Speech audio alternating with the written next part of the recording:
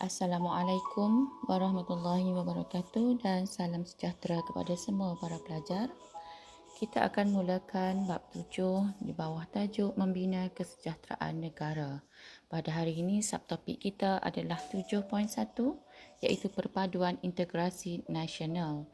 Maka pada hari ini standard pembelajaran adalah menyatakan usaha-usaha perpaduan dan integrasi nasional. Bermaksud di akhir pelajaran, pelajar boleh menyatakan usaha perpaduan dan integrasi nasional. Okey, 7.1 Perpaduan dan Integrasi Nasional.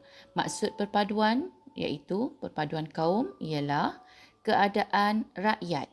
Okey, keadaan rakyat daripada pelbagai etnik, agama dan wilayah hidup dengan aman dalam masyarakat yang bersatu. Mereka memberikan komitmen yang penuh kepada identiti kebangsaan berlandaskan perlembagaan persekutuan dan rukun negara. Okey, bagi faham macam ni bahawa perpaduan kaum itu adalah keadaan rakyat. Okey, keadaan rakyat yang mana di dalam tu ada pelbagai etnik, agama dan mereka tinggal dalam keadaan yang aman. Okey, manakala integrasi nasional ialah satu proses. Okey, yang ni satu tindakan, satu proses dinamik yang merapatkan hubungan antara negeri dengan wilayah bagi membentuk satu bangsa. Jadi, integrasi nasional bagi faham macam ni, dia lebih kurang macam satu usaha. Okey, satu proses. Proses tu maksudnya dia memakan masa yang sangat lama. Tujuannya untuk apa? Merapatkan hubungan masyarakat antara negeri ataupun antara wilayah. Tujuannya apa? Membentuk satu bangsa. Yang perpaduan kaum tadi keadaan rakyat. Yang mana dalam tu ada pelbagai jenis kaum tapi hidup bersatu padu. Itu beza perpaduan kaum dan integrasi nasional. Okey, di dalam buku teks juga ada dinyatakan tentang Perkhidmatan Feri Malaysia yang juga dikenali sebagai Krus Muhibah. Okey, diperkenalkan pada 31 Ogos 1986 yang bertujuan mengintegrasikan penduduk di Semenanjung Malaysia dengan Sabah dan Sarawak. Tetapi perkhidmatan ini telah ditamatkan ekoran berlaku kebakaran pada ruang enjin dan juga kos penyelenggaraan yang tinggi. Okey, maksud dekat sini, salah satu usaha kerajaan untuk merapatkan penduduk yang tinggal di Semenanjung dengan di Sabah Sarawak adalah dengan menyediakan perkhidmatan feri Malaysia. Okey, kita tengok latar belakang kaum di Malaysia pada zaman pemerintahan British. Okey, pentadbiran British menyebabkan pemisahan kaum. Okey, kaum ni terpisah dari segi satu kegiatan ekonomi, yang kedua pertempatan. Okey, apa jadi bila kita hidup dalam keadaan yang terpisah? Okey, menyukarkan setiap kaum untuk memahami adat resam dan budaya kaum lain. Oleh itu, selepas Perang Dunia Kedua, ingatlah selepas Jepun kalah, usaha dilakukan oleh para pemimpin pelbagai kaum untuk bekerjasama bagi mewujudkan perpaduan. Okey, ayat yang ketiga itu memerlukan pelajar mengingati semula apa yang pernah dipelajari semasa di tingkatan 4.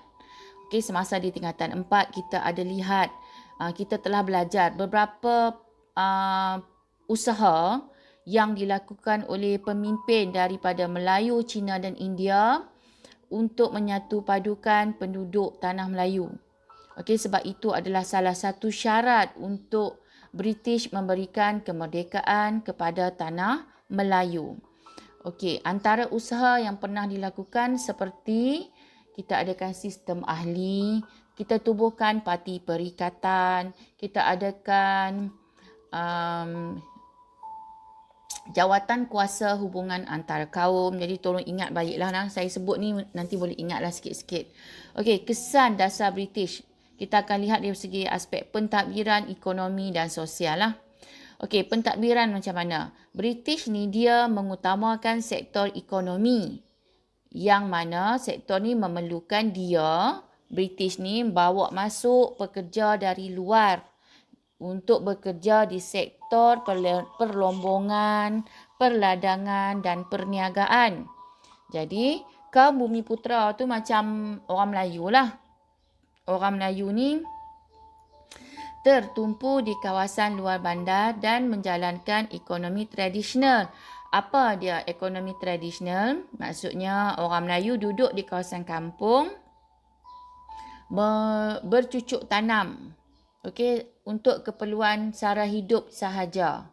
Okey, seperti menanam padi, menanam sayur-sayuran, pisang dan sebagainya.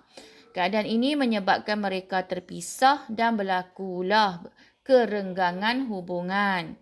Okey, apa jadi daripada dasar British ni? Maka telah membawa kepada masalah hubungan kaum yang berterusan, memuncak kepada peristiwa 13 Mei 1969. Manakala kesan dasar British dari aspek ekonomi dan pentempatan, kita lihat di sini, di kawasan perlombongan, bandar, estet dan kampung. Ada pertempatan kaum yang duduk di kawasan lombong, kawasan bandar, estet dan kampung. Okey, siapa yang duduk kawasan lombong? Cina. Bandar, Cina. Estet, India. Kampung, Melayu. Jadi bila tempat tinggal pun terpisah, maka kita tengok di bawah itu setiap kaum kurang berinteraksi. Interaksi maksudnya berhubung antara satu sama lain. Dan kesan kedua, mewujudkan jurang ekonomi yang tidak seimbang. Maksudnya Melayu, Cina, India ni dia tak sama kaya. Ada yang terlalu kaya, ada yang terlalu miskin. Itu jurang ekonomi. Okey, kita tengok yang ketiga, dasar British dalam sistem pendidikan. British ni telah mewujudkan sistem pendidikan vernacular. Vernacular maksudnya sistem pendidikan yang menggunakan bahasa ibunda masing-masing. Iaitu kita ada sekolah Melayu, sekolah Cina, sekolah India, sekolah Inggeris. Okey, dan sekolah vernacular ni berkembang mengikut kaum masing-masing. Maksud ayat dekat sini, kalau Melayu dia pergi sekolah Melayu lah. Cina dia pergi sekolah Cina. India dia pergi sekolah India. Okey, Inggeris ni selalunya golongan-golongan bangsawan. Okey, sistem pendidikan vernacular ni diteruskan selepas kemerdekaan 1957 dan apa kesan dia bila kita ada sistem persekolahan berasingan ni? Maka wujudlah perbezaan pemikiran dalam kalangan rakyat berbilang kaum. Okey, kemudian kita tengok yang keempat, kesan dasar British terhadap fahaman politik. Okey, fahaman politik juga wujud pada zaman British berasaskan kaum. Okey, contohnya disebabkan polarisasi kaum. Polarisasi itu maksudnya rupa kaum kita yang berbeza dari segi kegiatan ekonomi dan pertempatan menyebabkan tertubuhnya parti politik yang memperjuangkan kepentingan kaum masing-masing. Jadi setiap parti ini memperjuangkan bahasa, budaya, pendidikan dan ekonomi bagi kaum mereka. Jadi keadaan ini menyebabkan hubungan itu semakin renggang. Jadi bagaimanakah kerajaan memperkasakan perpaduan dan integrasi nasional? Okey, banyak cara yang kerajaan buat. Yang pertama dalam bidang politik. Okey, kita tengok satu persatu. Kerajaan telah tubuhkan Jabatan Perpaduan Negara. Yang ni pelajar kena ingat apa tujuannya. Untuk membuat satu ideologi kebangsaan yang kita namakannya sebagai rukun negara. Okey, kemudian kita tubuhkan Majlis Muhibah Negara. Apa tujuan dia? Menggalakkan perasaan muhibah antara masyarakat berbilang kaum. Muhibah tu maksudnya perpaduan, lebih untuk mewujudkan rasa perpaduan. Okey, dalam kalangan rakyat berbilang kaum. Yang ketiga, kita ada Majlis Perundingan Negara. Apa tujuannya? Membuat satu garis panduan bagi kerjasama antara kaum dan integrasi nasional antara negeri dengan wilayah. Okey, tujuannya untuk memupuk identiti kebangsaan. Kemudian kita ada gabungan parti politik. Contohnya, kita ada Parti Barisan Nasional sampai sekarang, kita pernah ada Pakatan Harapan, kita ada Perikatan Nasional, okey, kita menggabungkan parti politik pelbagai kaum untuk satu tujuan iaitu perpaduan. Kemudian kita menyelaraskan perkhidmatan awam antara semua negeri. Okey. Kemudian kita tengok dalam bidang ekonomi apa yang kerajaan buat untuk tujuan perpaduan dan integrasi nasional.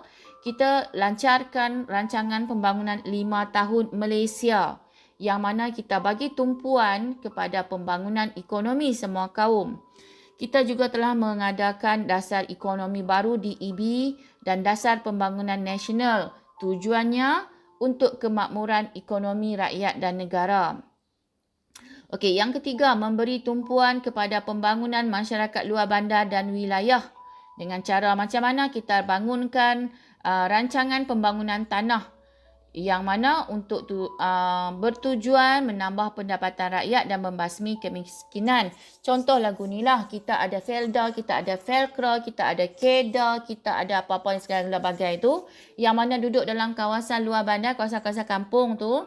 Dia ada macam Felda, tujuannya apa? Kita tarik semua rakyat yang mana berkelayakan untuk masuk ke dalam Felda, kemudian usahakan tanaman sawit ataupun getah, dapat gaji bulanan.